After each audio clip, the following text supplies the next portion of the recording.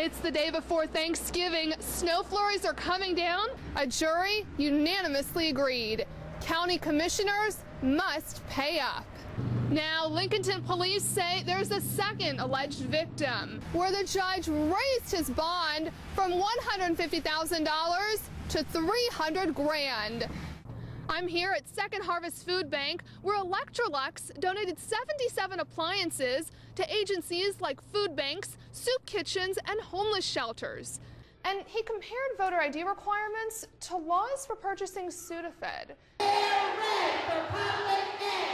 Ranson Middle School was one of several schools statewide that held a walk-in this morning protesting decisions made by the General Assembly. We want to make sure everyone is informed, and we want to make sure our voices are heard in the legislature.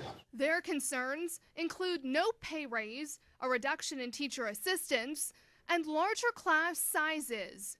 We all want the best teachers for our children, so let's all rally together to create the conditions to attract, train, and retain the best teachers in the world for our students.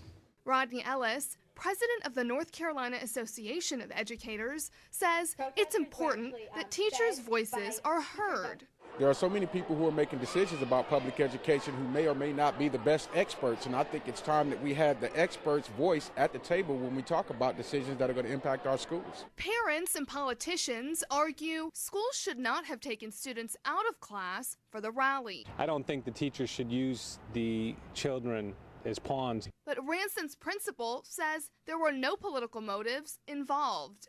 And none of this is about pushing a certain agenda, but what we have talked about is when you have an issue, when you want to take issue with something, what are the appropriate ways? This student agrees. I feel that that's an example for me to stand up for what I believe in. And Ellis says educators are planning to sue the state over these issues. Samar Dahir, WBTV, on your side.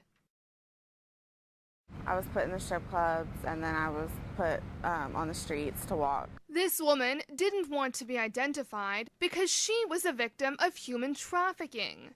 More than 100,000 children are forced into prostitution in the U.S. each year by people like Tony Drum. Tony Drum was arrested Tuesday on 4 counts of human trafficking. Drum was found at the Homestead Lodge on Wilkinson Boulevard. He met 2 underage girls through online and telephone chat rooms. He picked them up from South Carolina and Tennessee, brought them to Charlotte, and forced them into prostitution. Police found 1 victim walking alone on the streets. The second was in Drum's car. But there are ways people can help. Actually being by their side and giving your time and being a mentor and someone they can look up to. Detective Chris Rush works for CMPD's Sexual Assault Unit. Detective Rush advises hotel employees to be observant. As they see young girls come in and come out, a great amount of traffic going to certain rooms, things like that. These are all sort of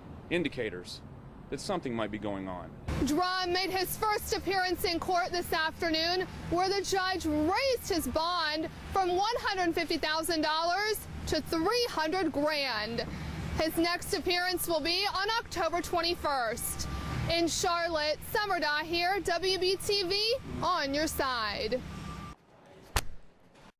A jury in Union County awarded $91 million to the county's public school system yesterday, ending the 9-week lawsuit. This came after the school board requested more money for its budget. I was elated that the verdict came back and that those 12, Union County folks believed in the school system. Richard Yurchak is the Board of Education chairman. The county kept telling us that there wasn't any money available to really address those needs on any type of a large scale. There was an estimated $230 million in the county's reserve. A jury unanimously agreed. County commissioners must pay up. That's $4.97 million for current expenses like operating funds and $86.18 million for capital funds. The majority of these funds will be used to repair roofs, address safety and security issues, and make sure schools comply with disability regulations. Still, Union County has 30 days to appeal. Then they'll have to come up with the rest of the money. And your check isn't worried about the county potentially raising taxes. The county's own experts came out and said there were, over $200 million available. There's no need to raise taxes. Here's what a few people have to say. They went through the court system. The verdict was unanimous. I think that says something. I don't think the school system needs all that money. Your check says it's ultimately about the children. Everything still ties back to instruction. Everything is tied to, creating a child to go forth in the 21st century and be able to compete in a global market. Samar Dahir, WBTV, on your side.